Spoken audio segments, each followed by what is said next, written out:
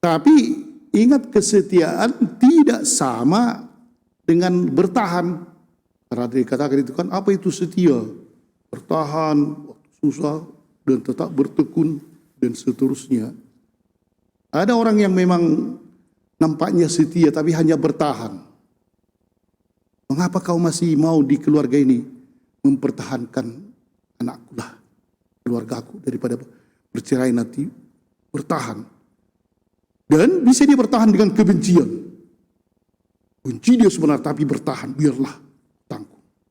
Jadi ada seorang bapak yang sebenarnya sangat baik, tapi pada suatu hari dia agak dipaksalah untuk mengikuti bosnya rapat. Jadi diteleponnya lah istrinya, saya akan terlambat karena saya ikut serta di hotel ini bersama dengan bos.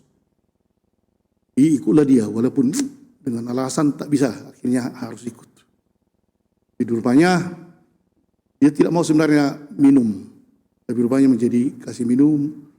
Dan bagaimana lah kan, sudah mabuk kali lah dia. Dan ada sesuatu yang entah di situ terjadi di hotel itu, dan dia kembali diantar jam 2 pagi. Istrinya menyambut pintu, ya ngapain ini? Kan? Dan mabuknya itu luar biasa sampai dilanggarnya meja dan pecahlah gelas dan seterusnya. Istrinya pun heran, mau marah tak tahu, tapi terus berbicara-bicara dan sialnya lagi muntah. Oh, muntahlah dia kan, seluruh lantai kotor. Dan kemudian diantarlah dia ke kamar. Pas bangun pagi, dia ingat, mampus. Aduh, istriku nanti pasti udah marah, udah parah lah. Dia ingat-ingat sedikit pecah gelas, piring, kan dari muntah lagi. Cepat-cepatlah dia bangun. Saya akan minta maaf dan kubersihkanlah apa yang sudah kubikin kotor tadi malam. Tapi heran, dia bangun, anaknya di situ, tapi istrinya ditulis surat. Saya pergi, sayang, karena saya mau belanja sebentar, tapi sebentar lagi aku datang. Nikmatilah makanan ini. Di meja terhidang makanan yang paling disukai oleh suaminya. Kenapa ini? Dia pikir bahwa akan marah. Sudah kumuntahi, sudah kupecahkan gelas. Dan ini semua piring lagi. Akhirnya ditanyanya anaknya itu, apa yang terjadi?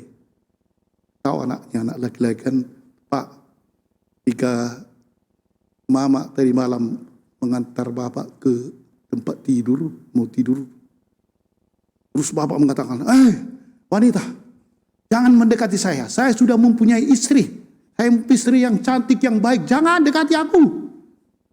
Itu bapak katakan. Wah, rupanya itulah senanglah istrinya. Aduh, suamiku ini paling setia, itu katanya. Jadi dia pun malu sebenarnya anaknya. Rupanya di hotel itu digoda-goda dia, tapi itu dikatakannya, jangan dekat kau, wanita, jangan. Istriku ada baik, ada cantik, aku sudah menikah. Katanya. Oh, disitulah puncak kesenangan istri, karena suami sang setia, terhidanglah semua sasang babi panggang dan seterusnya. Bapak dan ibu dan seterusnya, kesetiaan itu rupanya kalau kita katakan setia, selalu itu ada hubungannya dengan kasih. Kalau bertahan tadi bisa dengan benci, tapi kesetiaan selalu itu ada hubungannya dengan kasih.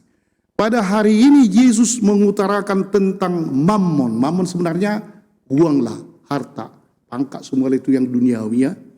Menurut Yesus justru mammon ini, uang ini, kekayaan ini memang sesuatu yang tidak jujur, mammon yang tidak jujur.